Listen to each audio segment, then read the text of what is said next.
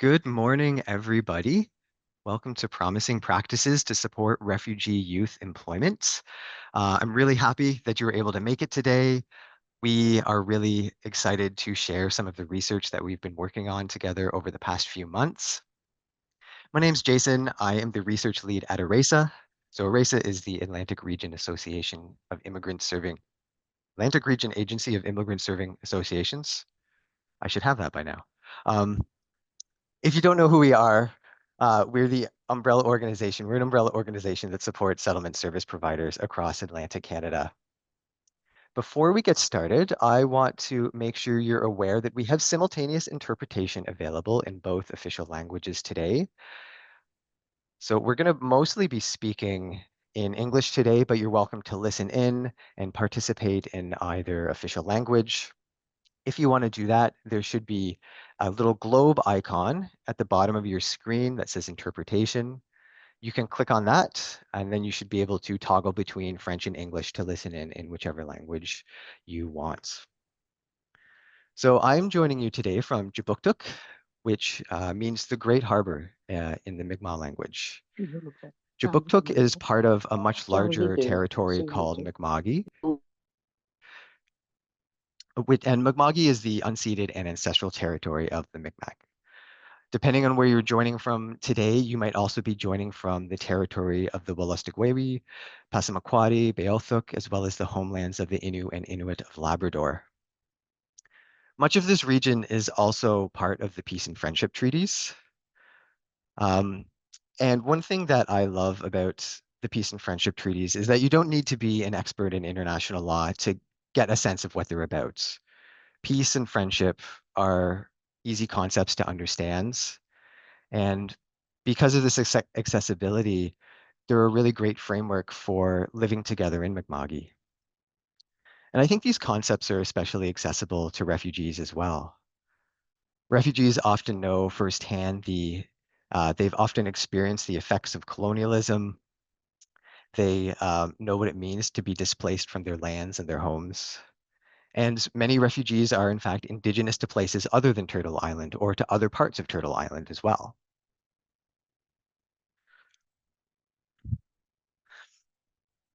So, something that I often maintain when doing this work is that it's not just possible to approach our work from a reconciliation perspective, but it's often necessary to do so, and it can very much make our work easier and more effective.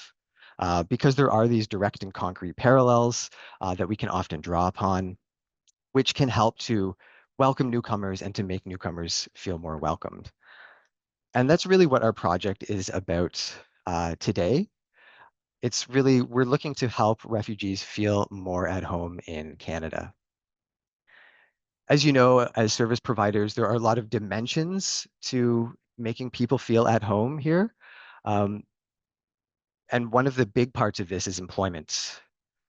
So of course, employment has a utilitarian component to it.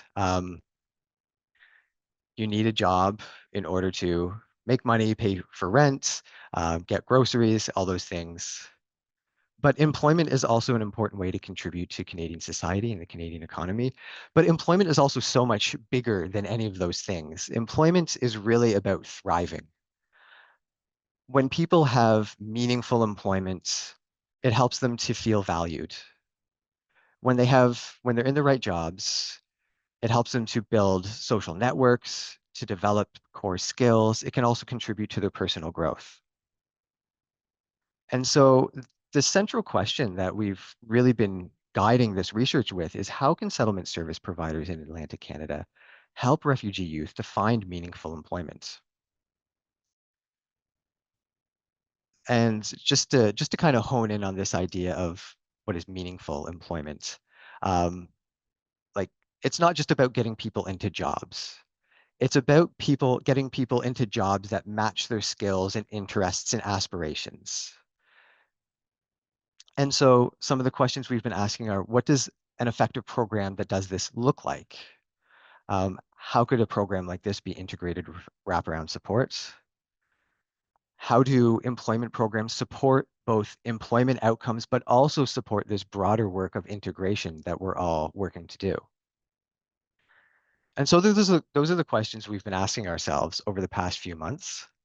Um, ARAISA has been working very closely with our project partner, ISANS, on this project. Today, you're going to be hearing from presenters from both ARAISA and ISANS to share their perspectives on how this can be done. The project is also funded by the Government of Canada's Future Skills Centre. So if you don't know who the Future Skills Centre are, they support innovation and skills development across Canada. And they have a lot of research and reports already available to you.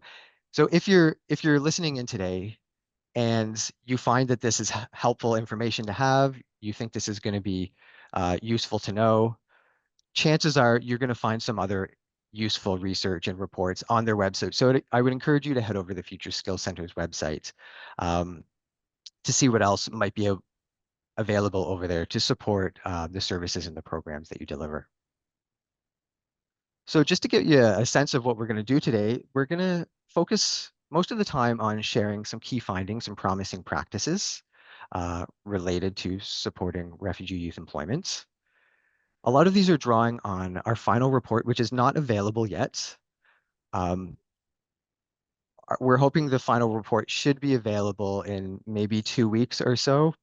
And I think what we'll do, we'll just send it out. Once it's ready, we'll just send it out to everybody who has registered for this event so that way you don't need to hunt for it. You don't need to wait for it. You're just going to be able to access that report. It goes into a lot of what we talk about today in more depth. And so after sharing some key findings and promising practices, we're going to give you a chance to engage with some of these ideas and consider your own role in delivering these kind of programs. So I would like to now pass it over to Aura Grooms, who is research assistant at ARAISA.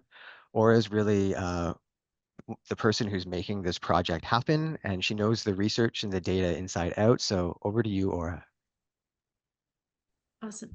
Thank you, Jason. Yeah, so I just wanted to first give a bit of an introduction to what the program is and what this project is. So again, this project is funded by the Future Skills Center, and it is a collaboration between ARAISA and ISANS, like Jason said. And it involved a qualitative study of two newcomer youth employment programs that were delivered by ISANS. So to do this kind of research, we completed a series of interviews, focus groups, and reviewed some program documents. And we also got to attend some of the classes to see these programs in action and kind of get a better holistic view of what these programs look like. And throughout the research process, we also referred to an incredible youth advisory committee that included both past and present participants in the programs who helped us frame and guide this research, all the way from what are we going to be asking for interview questions, all the way to our coding frameworks and how we're actually going to conceptualize this data, and then how we'll present this data as well. So they were a super important aspect to this project, and we really appreciate all of the effort and time that they put in to this project with us. And again, the main goal of this research was twofold. So one, it was focused on identifying what works well with an established successful program that promotes refugee youth employment. And then the second part was to see how these takeaways and strategies could be useful to other settlement service providing organizations in Atlantic Canada. So, as I mentioned, this project used two different programs at ISANS as case studies to collect those best practices and strategies, and get an idea of what what is successful in these projects. So, the first program that we looked at is called the Immigrant Youth Career Exploration Project, or ISEP, because that's a mouthful. I'm going to say ISEP for the rest of the presentation.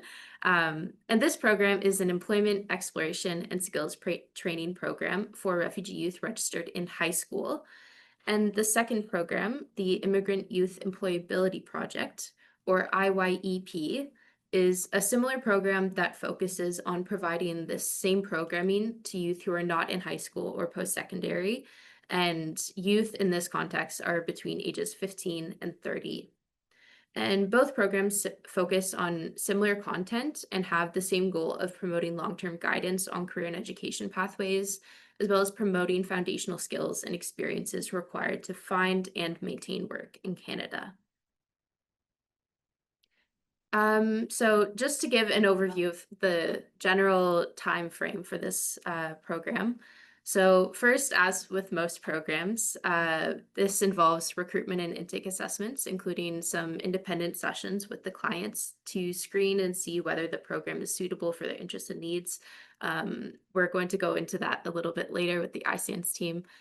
And most clients are going to stick to this independent support session with staff, and many do so for various reasons, such as availability and scheduling, language requirements, or because they need less intensive supports to achieve their goals. Maybe they just need a review of a resume or something. And some clients, though, they do get offered a spot in a longer term group training course and work placement, which is going to be the focus of our presentation today. So this course ranges between 10 and 12 weeks, but it can sometimes extend longer depending on the year. And it provides opportunities for more intensive exploration, skill and experience building, and professional development opportunities that, again, builds that foundation of knowledge and skills for work in Canada. And this is run on a full-time schedule for IYEP and part-time for ISEP to accommodate for the fact that ISEP students or ISEP program participants are still students, and clients do receive a training allowance for this course. And then the second part of this cohort course is a work placement, and that involves a real job application, a real interview, and full-time work experience over a multiple month-long period. So this offers the chance for clients to practice the skills that they learn in the course in a real work environment and gain real work experience that they can use for future job applications. And these placements wages are largely subsidized by funders, and the remainder of that wage is paid by the employer.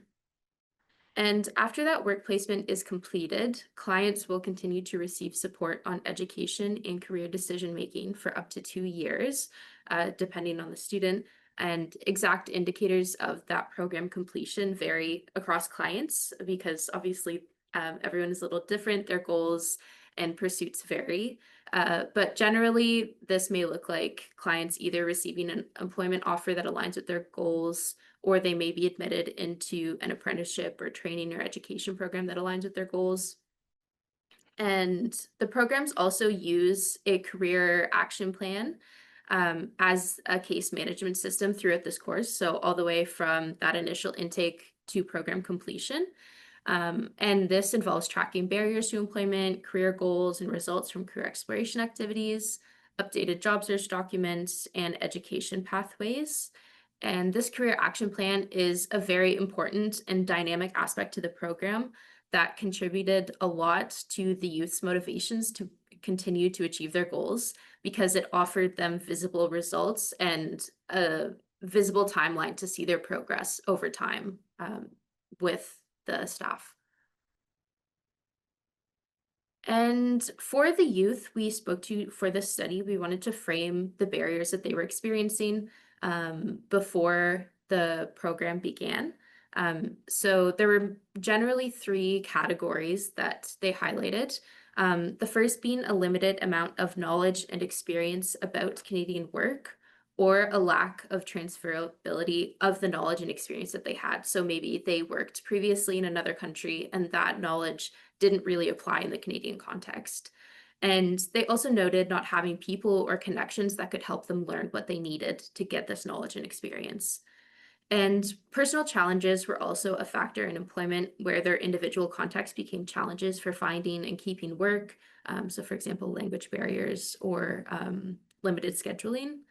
And lastly, youth, staff, and employers all highlighted that job market trends are contributing to some of their difficulties entering the workforce, which again, we'll get into a little bit more detail later. But while those barriers are not necessarily unique to the youth that we talk to in the program, the purpose of this program is not to really address those barriers by focusing on the barriers, but by focusing on client strengths and seeing how those strengths can overcome barriers themselves. So, in other words, the purpose of this program is to help youth overcome those barriers through identifying and developing strengths and focusing on how those can intersect in an employment context.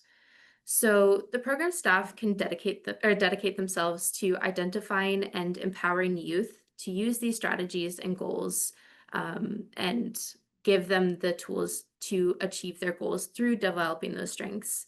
And they do so in a variety of different ways.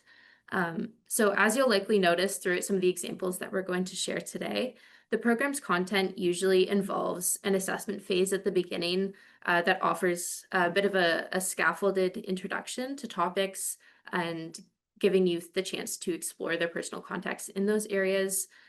So this may involve identifying context, strengths, interests, preferences, and what areas would be of most benefit for a youth to focus on during their activities.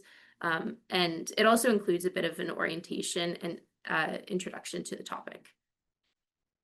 And the career action planning is an extension of that assessment phase, where staff continue to document and hone in on the skills and interests of youth to help them narrow down their actions into clear career paths.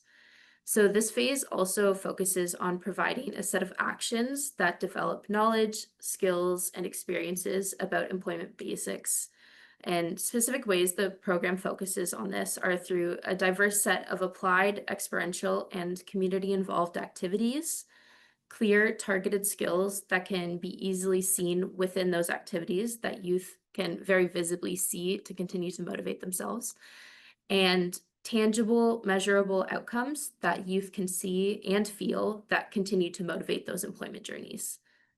And another major strategy that supports refugee youth employment is through taking a wraparound support approach to this programming. So there are three major ways that we identified throughout our project that these programs take to do this. The first being referring youth out to other people and places in the community, such as other programs or other supports. Two, through calling in community figures to get involved in the program's delivery itself. And three, through supporting those relationships and connections between youth and their communities. So this program becomes that bridge between the youth and the community. And the program is therefore strengthened through this wraparound service approach to develop a comprehensive web of support for youth, and becomes a way to orient, engage, and integrate youth into that local community, both in and out of the context of employment. So now that we have a general idea about what the program is and its components, I want to pass the spotlight over to two of our program facilitators at ISANS. So Izaz is an IYEP coordinator and Kelly is an ISEP coordinator. And both of them have been really incredible, passionate supports for Jason and I throughout this project. They've put so much effort and time into this, and we really appreciate that. And both presenters have a lot of experience delivering these programs and adapting to the needs and demands of youth, as well as the ever-changing labor market. And they're going to give us a bit more information about the program, some of the insights and strategies that the program uses to build and sustain those relationships between both youth and employers. And they're going to give us some of the strategies that they use to continue to adapt the programming to the local economy. So, Izaz, I'll pass it over to you. Thank you so much, Aura. As Aura mentioned, my name is Azaz Jamil. I am working at ISANS as a coordinator of Immigrant Youth Employability Program. I'm just going to share, a bit of details of the layout of the program. As you can see on the screen, so we have, like Aura mentioned, we have two streams of youth programs. First one is ISAP and the second one is IYP. Since ISAP is focusing on the high school youth, so if you talk about the eligibility criteria for that program, we take clients who are currently in high school, grade 10 to 12. And also their language requirement would be CLB 4 and up, because during the program they will be attending training, and that would be facilitated in English, and they should understand the content during that. And then the availability, we check their availability as well, that whether they would be available to participate in 15 weeks of training for ISAP.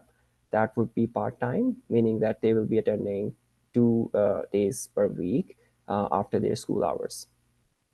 And then they would be available, they would commit to attend 360-hour summer work placement, um, after the training. For IYEP, we have the age limit of 15 till 30. And we also look at their, uh, the, the their status here in Canada, which would be permanent resident. Actually, the PR status is both for both programs. The language is also for both programs that we look for CLB4 and up, just because of the training facilitation during the classes. And then we would also look for their availability for 11 weeks of full-time training. That would be from 9:30 in the morning till 3:30 in the evening, 5 days a week.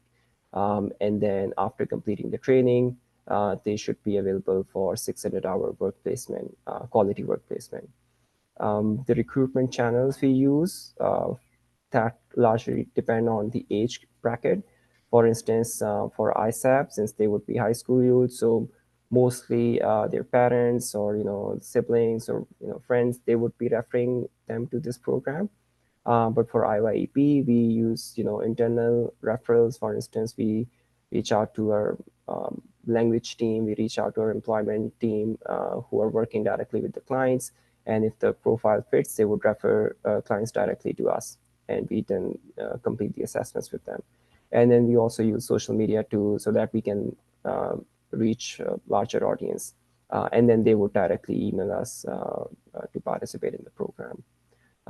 Mostly we have clients from HRM and surrounding municipalities, but we also focus on rural Nova Scotia too. They reach out to us, but we accommodate them. They can join online the training, and then we try to find right set of work placement for them in their communities. Can we move to the next slide, please? Yeah. So, if you talk about the assessment, so we meet with the client 2 to 3 times in both programs, and then we review their commitment to the program and whether they would be available to participate in the training, for the training and also for the work placement, through different behavioral questions and profile questions as well. And then as we meet with them a couple of times, we realize that okay, they would be suitable client for the program, or if they have other things coming up in near future. And then we be very honest with them that you have to commit to the program, because of course government is investing a lot, and this is such a great opportunity for them. And yeah, if there is anything they should share, and they would generally share, and we honestly share with them that whether you would be eligible or not. We do have a waiting list for every cohort, and we go by the waiting list, and we reach out to them. Sometimes they're available, sometimes they are already doing something or got the job or started studying, so of course we move to the next one. And during the training, so it's for IYEP, it's 11 week of full-time training, and for both programs, the content is kind of similar. In IYEP, we go in more depth because we have more time, so we focus on career exploration, their skill set, strengths, and areas of opportunities for them. And then we talk a lot about Canadian work culture, what are their good practices which they should be focusing on, talk about skills for success as well. And throughout the program, we provide individual counseling too, meaning that if we see that there is a client who need extra support, then we meet them individually and try to figure that out and help them in any way possible. So after completing the training, as Aura mentioned that we pay training allowances to the participants. So after completing that, the focus is or objective of the program would be to finding a right set of quality employment for them where they are interested to work. And for IYP, I would say that We place them with the different jobs. Like in past, we have placed clients in different communication focused role where they are communicating with customers. For instance, if they want to develop that skill, we also place them in administration role. Some clients, they are focusing on starting a career in automotive sector. So we work with them to find a job in that sector, and similar to the healthcare as well. For ISAP, so since they are high school youth, so for them, the objective would be that they would just be doing their first job in Canada, or their first job in life, right? So they would be getting some pocket money. So and they will be developing confidence and meeting new people at the workplace. So for them, it more depend on more focused on the first job experience. But for IYP, it's more for a career progression. But having said that, it's not like ISA at ISA we don't focus on the career. We do focus on that, their career interest, but mostly it will be focusing on getting them a good work experience, the first work experience in Canada. Yeah, and like Aura mentioned, that we would be providing wage subsidies in both programs, more in IYP, that's 600 hours, 70% of minimum wage. And for ISEP, the high school youth program, we have 95% of wage subsidy for 360 hours. And of course, that would help a lot, help employers and also the client too, because they would be like employers would be taking the clients and training them, and they would be getting some compensation as well. So yeah, that's a overview of the program. I would like to invite Kelly to discuss the programs in details. Thank you, ISANS. Hello, everyone. I'm really happy to be here today. My name is Kelly Frame, and I'm one of the coordinators for ISEP. And yeah, just to start off, I think what I could say a little bit about the way we work with employers and with youth, I would kind of summarize it in a strength of threes, with the program coordinators providing an essential keystone in that relationship between employers and immigrant youth employees. As in any relationship, of course, communication, dependability, and trust, and I would also say presence, are probably three of the most important things as well. That presence can be developed through regular check-ins. I find in person is best, but of course, sometimes that's not possible. Regular check-ins through phone calls, emails is really important. In addition to supporting the youth during their pre-employment training, job search, and their wage subsidized job placement, the employers also need a different kind of support essential to the youth's success in their jobs, and that could come under the title of employer engagement. So if we could go to the next slide there. Yeah, I would say that there are probably four main ways that we develop employer engagement. One is at the beginning through program promotion, diffusion of the program information at all levels of the organization that the youth is working for, finding and tweaking the right fit throughout the program with youth and employer. Also, again, I'll highlight regular check-ins with the employer. In addition to check-ins with the youth, we also do regular check-ins with the employer. This kind of prevents potential issues from snowballing, bridges any miscommunication between the employer and youth, and as I mentioned, continues to tweak that fit that's ongoing and developing and very organic. Finally, there's a work placement evaluation. And this allows for reflection on the achievements and successes of not only the youth in the program, but also of the employer, their team, staff, and organization. So if I just look at those individual pieces, just to kind of give you an idea of of what goes on. We actually do a lot of work, and it's over a period of anywhere from 6 to 8 months, getting them trained up, getting them jobs and into their work placement. So there's kind of a lot to synthesize here, but I'll try to make it short.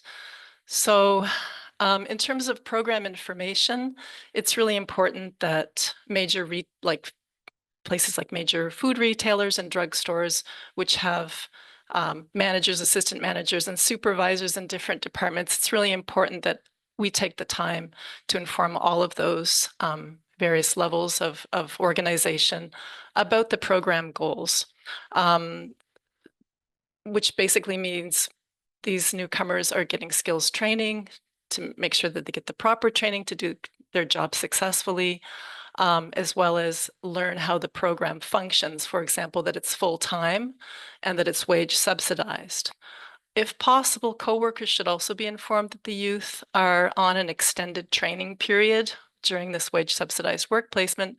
This prevents misunderstandings as well on all levels of the organization. So for example, we do try to get all of the youth full-time hours. Sometimes, particularly in retail, long-standing staff more recently aren't able to get themselves full-time hours. So this may create a bit of resentment.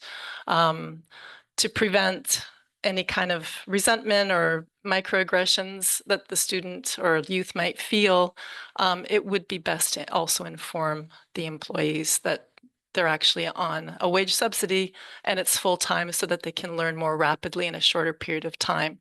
So we do find that advocacy is super important at this stage, before and also during the work placement. And I'll just give you a case of, I'll call him Raul, passionate, a high school student, passionate about cooking, self-taught. He's a good prep in the kitchen, but he struggles with timing. Portions at the hour of serving, gets a little frustrated. And the head chef is maybe not the most social person. It was very difficult working with the head chef over a period of time. But at the end of the work placement, we saw that because of the regular check-ins, because of the explanation of what Raul was needing and the skills that he needed to learn, the chef came around and decided to retain him in his employment, which for us is a huge success. So these are the kinds of situations that we might find that develop along the way. Finding the right fit between the employer and youth. So again, keeping in mind the skills and the personality of the youth, maybe the vision of the company, keeping in mind the youth's strengths, as well as potential complications that could arise. So for example, even though we do role playing and we teach about punctuality and communication as important factors in retaining employment, sometimes they need a lot of practice with this. Sort of like needing to feel it in their bodies, and what happens when they're not punctual, or what happens when they're not really communicative. This is sort of like a practice, right, as well, during those months of wage subsidized employment. So they need this practice, and sometimes an employer might not be able to facilitate work placement because they need to run a smooth business. Punctuality is like not negotiable. They have to be on time. So sometimes we might look for an employer which is more patient. Maybe they even have children of their own, so they're more understanding about having somebody who's in high school being late from time to time. In any case, over the course of the summer, over the course of the work placement, these kinds of lessons are learned, and it doesn't happen very often, but there's always one or two that it's still an issue.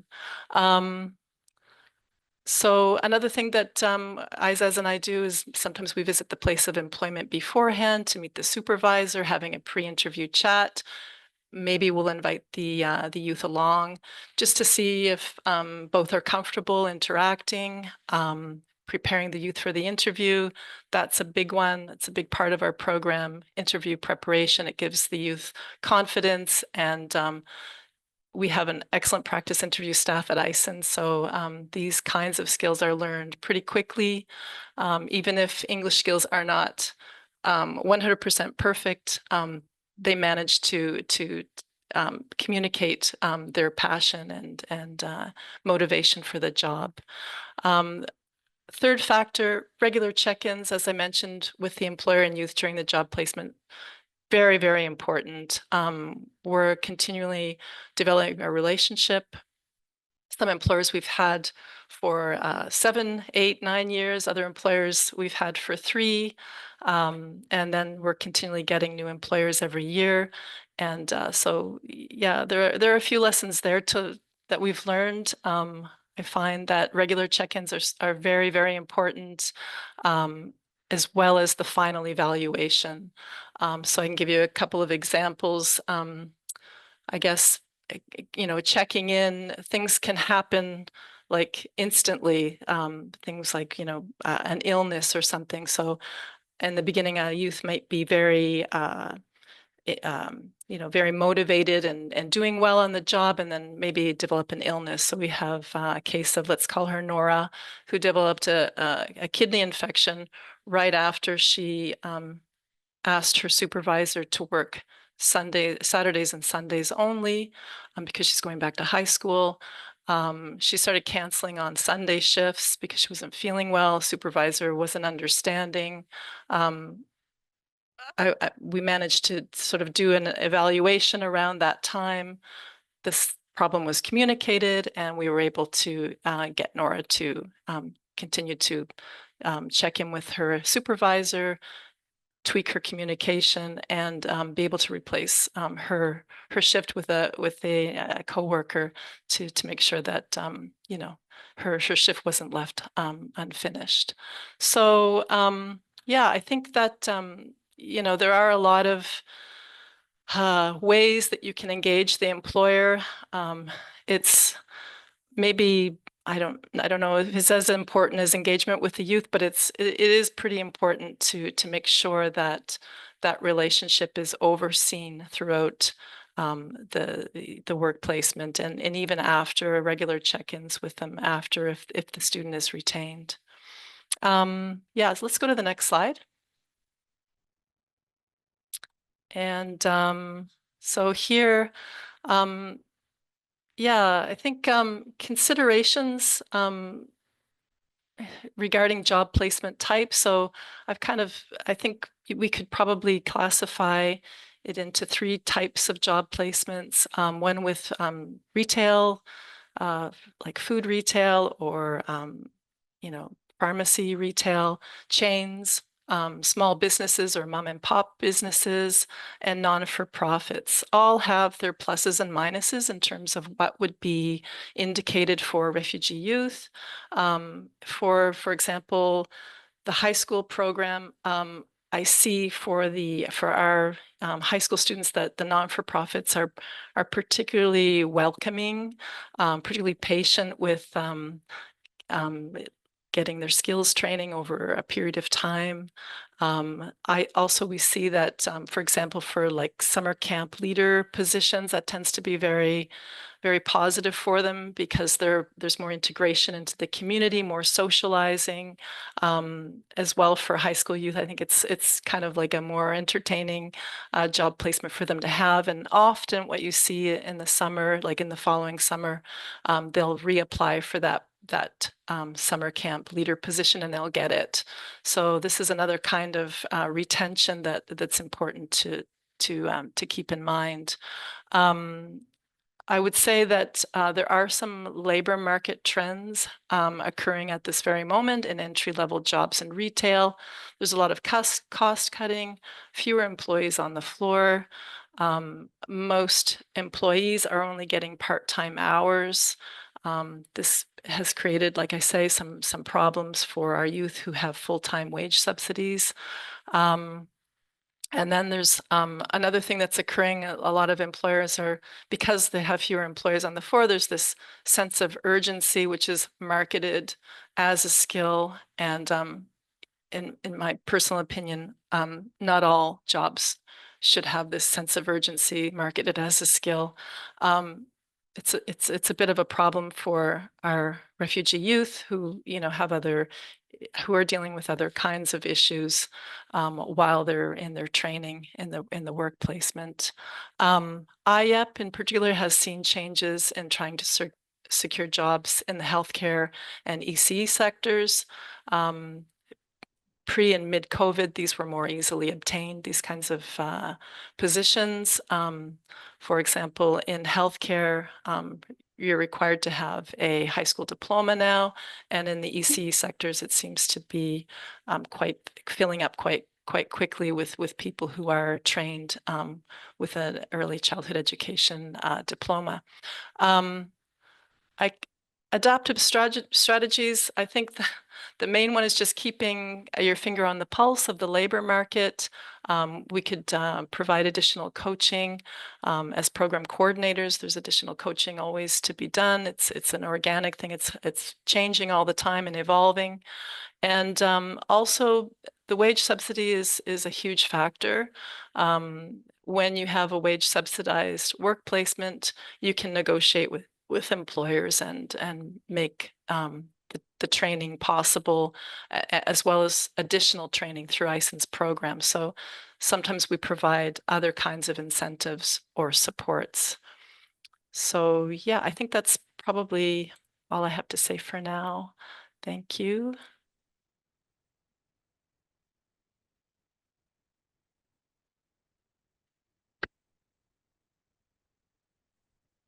Awesome.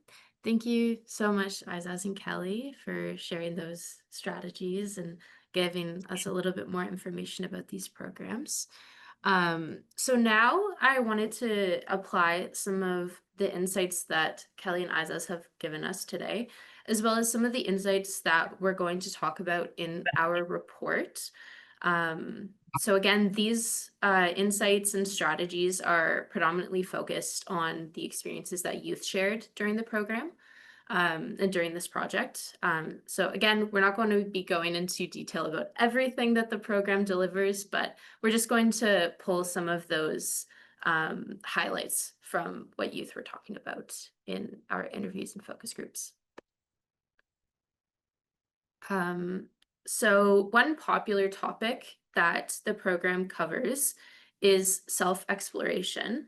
And many youth reported not really knowing where to start when they're thinking about their careers and their futures in Canada, nor were they really aware of their strengths. Youth that we interviewed were really responsive to the benefits of getting to know themselves and getting to learn where they could fit in the Canadian job market, as well as what career options might suit them based on those interests and skills and preferences. So to offer this self-exploration, the program highlights a variety of activities to do this, and youth liked the variety a lot. So in the classroom, they offered many self-categorizing activities, personality assessment, career quizzes, and role-playing and group activities that interactively explored different aspects of the youth's identities and their interests and their personality traits, comparing them to others. Then they experience a bit more of a structured skill-based self-exploration by learning about, for example, how to set goals that align with their interests using the SMART model, or the SMART goal setting model, completing activities modeled after the Government of Canada's Skills for Success programming, like Isas mentioned. And all of these activities also involve staff and youth engaging with different figures in the youth's lives to better understand their interests, backgrounds, and steps to find employment. So that might involve having conversations with the youth's family, or talking to high school guidance counselors about the youth and getting a bit more context to what they're responsive to. And the self-exploration section also helps improve many skills And again, youth identified a lot of these themselves. So for example, they reported an increased awareness of the labor market and where they may fit through the self-exploration. They reported improved communication, networking opportunities with other clients and staff because they built that relationship, getting to know themselves, helped them better build these relationships between other youth and staff. They gained more confidence in themselves. And they also gained those practical goal setting skills that translated into both personal and professional contexts. And the outcomes of this self-exploration component were vast, but just to summarize a few of them, most youth did report feeling more confident in themselves because they had experienced this kind of self-actualization. So they developed a better grasp on their strengths, their weaknesses, and points for improvement. And understanding these components of themselves also helped them develop an improved sense of belonging in the community because they understood how these strengths could translate into being a capable and employable employee in that local labor market.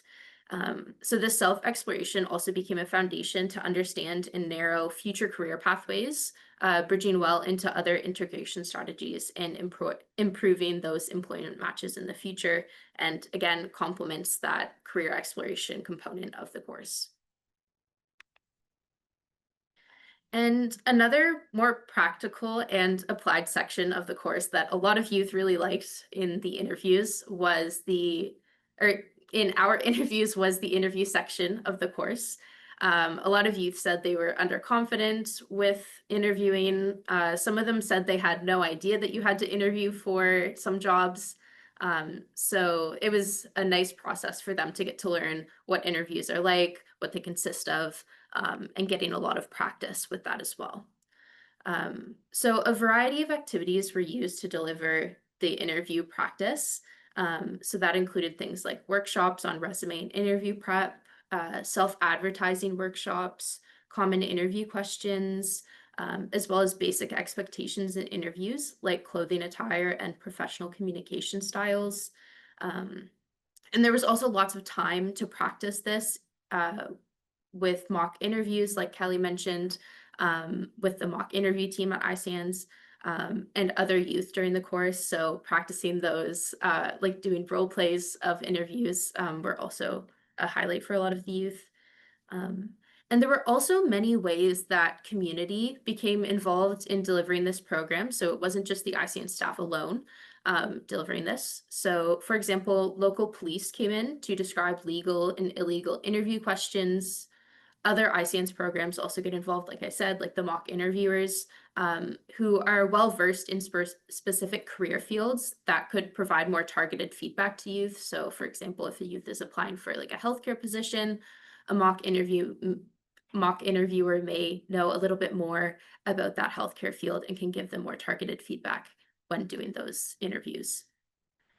And the program also includes perspectives from real-life employers through offering chances during employer presentations to provide information about interview tips and other just general application tips from their fields.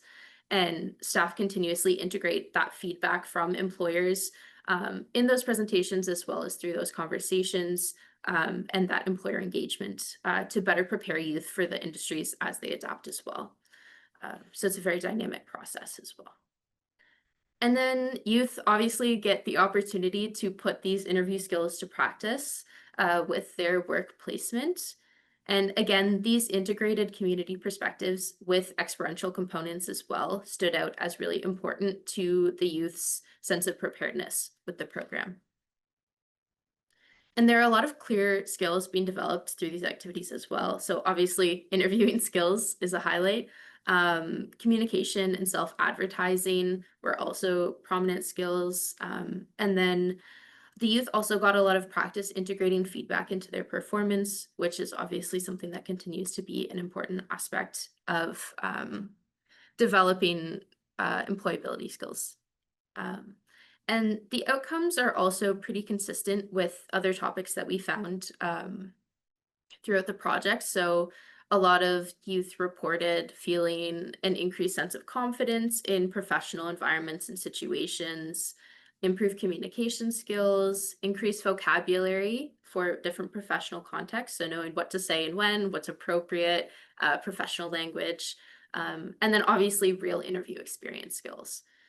And youth also get to walk away with an interview script that they can use for future practice after the program. One youth talked about using this for like future jobs, job applications, which was also showing that this program is a foundation that continues to grow with the youth as they continue down those employment career pathways.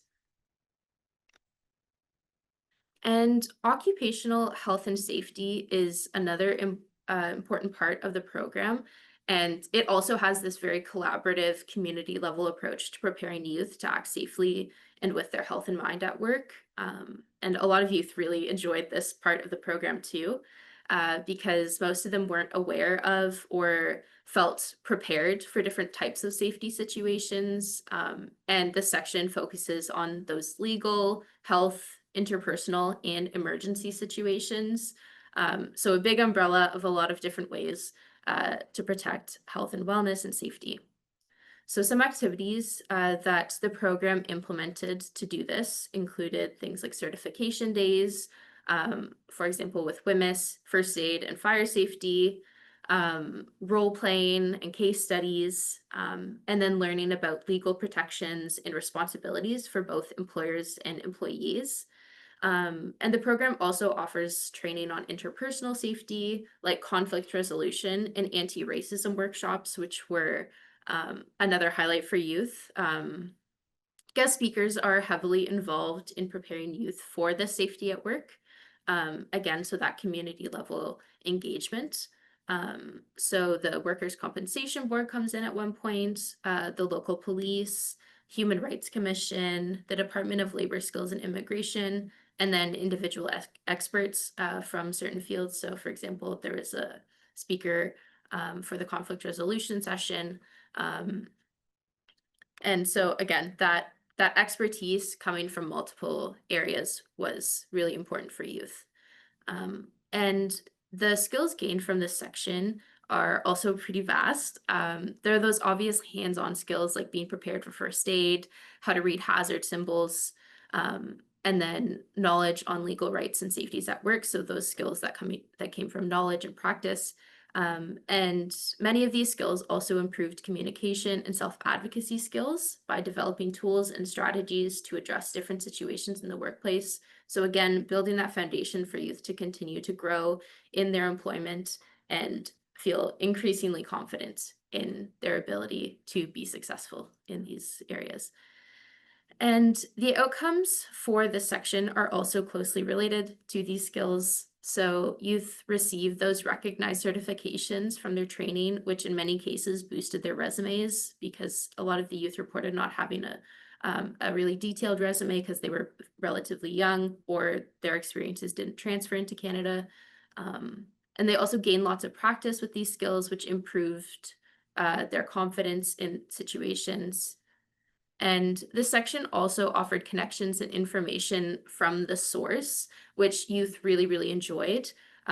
So in other words, that involved direct introductions to community organizations and representatives from these boards, from the government, from nonprofit organizations that are delivering and kind of are the experts in these areas. So youth really liked that their knowledge about health and safety came from the people who could most accurately answer these questions and provide support about these topics. And these introductions in the classroom also made these resources more accessible and useful in the future because youth knew where to go for help or guidance, and it made it less daunting because they had met them before. Even if it wasn't the exact person, they met the organization. So these are just a few examples of important content related to the IYEP and ISEP programs. And I know we only went through a very short list of this content from the course, but I just wanted to give a little bit of context with how these strategies are being applied. And again, a more detailed review of this content, the outcomes, and a list of the promising strategies will be available in our report in the coming weeks. But across all of our project content, youth were consistently responsive to collaborative wraparound service approaches to the programs and the role that staff played in building and bridging those relationships. So these programs were very successful in the eyes of the youth because they were connective, not just with other clients and staff and employers, but they were also connecting to resources, organizations, and people in the community. So introducing and integrating different community resources and supports and representatives into the program and offering the space for youth to build those relationships with the community through staff support offered countless benefits within and beyond work placements and employment contexts. So these programs encourage youth to feel more confident, motivated them to participate in other activities not related to work. So some youth talked about feeling more confident to participate in school programs and extracurriculars. Other ones talked about feeling ready to go to university or college because they knew how to talk to people now. And they had experience and they felt like they were building an expertise in something. And this program also gave a lot of youth a sense of belonging and hope for their futures in Canada. So many of them described being more knowledgeable about the local community because they knew where to find help, yeah, but they also knew where to find opportunities and they also knew where to find supports that aligned with these goals and interests. And with that, I'm going to pass it over to Jason. Yeah, time for something a little bit interactive. Hopefully you'll enjoy. So you've seen some of the promising practices that we've identified. You've seen some of the core program elements that you might want to integrate into this kind of program. This isn't, of course, exhaustive. As Aura noted, we go into more detail in the report. It gives a much more kind of comprehensive and detailed program model that should be able to be adapted for different organizations, different clients. But one thing you may have noticed about some of the practices and program design elements that we've shared is that something like this could be coordinated amongst multiple organizations. So we talk a lot about wraparound supports. And so we kind of wanted to start envisioning what's a comprehensive employment program in which multiple organizations are contributing to it. Because I think this is really the current climate of settlement and integration that we're in right now. It's one where we need to be thinking about collaboration and coordination and partnership. Organizations need to work together in order to provide the best support for immigrants and refugees. So yeah, like we focus a lot on wraparound supports. Today in the report, we talk about it. But when we think about wraparound support, that is within a given organization, but it's also across organizations delivering complementary services. This kind of, a large scale employment program is something that a large organization can and do deliver. These programs exist. But smaller and medium organizations might also want to do this work, but may not have the same capacity to do so. And so it's important that we kind of draw on our respective strengths and experiences to do this. And this is what I want you to think about a little bit now. So in a moment, we're going to send you all into breakout rooms. I think breakout rooms of probably 5 or 6 people per room. And we'll give you 15 minutes or so. We've created a Francophone specific breakout room for anybody who registered in French. If you didn't register in French, but you still want to be in the Francophone room, just message Aura or myself and we can put you there. Or if I've misplaced you somewhere, we can also move you around as well. So what we really want you to discuss in your 15 or so minutes is 3 questions related to kind of strategizing and developing an employment program for refugee youth. So can we go to the next slide there? Yeah. So take your turns in the room, go through the room. First, by way of introduction, share a little bit about your clients and what their needs are.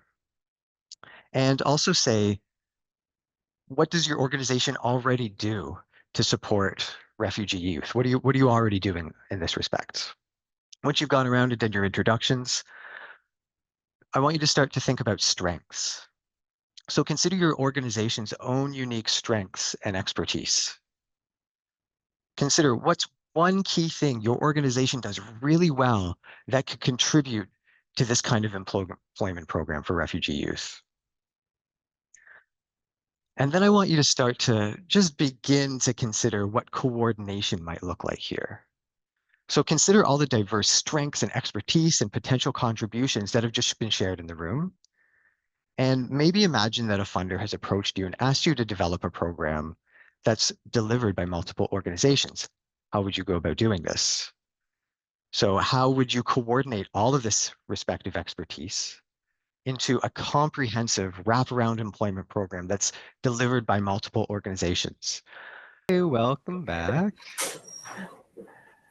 I hope I didn't cut you off in the middle of anything, but I wanted to save a few minutes. It looks like I did. Yeah, something really, really enlightening and crucial was happening at that moment, I'll bet. Sorry. Um, but also, I mean, for some of those conversations, if you want to continue those conversations, I think we have some contact info available on our slide there because, I mean, for the next maybe month and a half, what ARAISA is going to be doing to kind of continue supporting this work. We're going to finalize the report, get that out, maybe create some other materials, but also part of it's just engaging with you to share the findings a bit more deeply. So if you do want to talk about this, I heard from one organization that they're just beginning to develop this kind of program. Please reach out to us, especially reach out to Aura, because she's the one who knows the data closest, and that's kind of what she's going to be focusing on for the next month and a half is really just kind of helping you to work with what we found. We have 7 minutes before we officially end.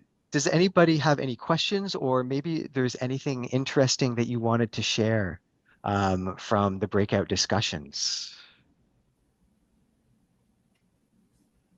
I think maybe Kelly just wants to add something about her program in relation to who is being served, because we have the program group and another group. Do you want just to mention that, Kelly? Oh, so yeah, it's a little bit different from IAP in the sense that it's a year-long project. So there are those 3 months of pre-employment training followed by a 2-month summer work placement. But then and that pre-employment training is open to we have 20 spots in our course. But of course, during the year, we see anywhere from 50 to 70 other clients, youth clients, high school youth clients. We call them individual clients. So there are course clients, individual clients. The main difference is that the individual clients would get more individual, probably sessions with us, more personalized. So yeah, that would be probably another difference between ISAS's program and my own. Yeah. Thanks. Anyone else want to share or any questions for us? I just wanted to say that maybe we'll see each other at P2P in Halifax. There will be, I think, a presentation by ARAISA as well, right? And Kelly will be presenting there. So you're welcome to pick that particular presentation and come. And there will be others as well. Yes, we've actually put that together with two other recipients from the Future Skills Center. So one supporting refugees in British Columbia and one supporting internationally educated medical professionals in Ontario. And then we'll be presenting on what we've been discussing today. So if you're interested in this kind of program more generally, I think that'll be a really great session because we're going to look at how can we do this kind of work in different contexts and with different clients. So yeah, please come check that out if that's of interest to you. If there aren't any questions or comments to add, then I think, Jason, I think there's one question that Aura is answering in the chat. oh, okay. Yeah, Do we want to answer aloud? Yeah. Yeah, we can answer aloud. So this was from the group that Lamia was in, and they asked, is it possible to know the employer participants in this program to work with them? So in our report, we give example work placements, obviously because we don't have permission to share these employers. If you would like to connect with Kelly or ISANS, they might be able to give you additional tips on where to find employers, what employers have been successful. However, our report does cover that, and it does consider what types of employers are responsive and in what ways, and as well as what are some strategies for employer engagement. So unfortunately, we can't share those because those are private connections, but we're happy to give you some suggestions via the report, or if you would like to email anyone, you can email me. I can give you some of the suggestions that came from the report.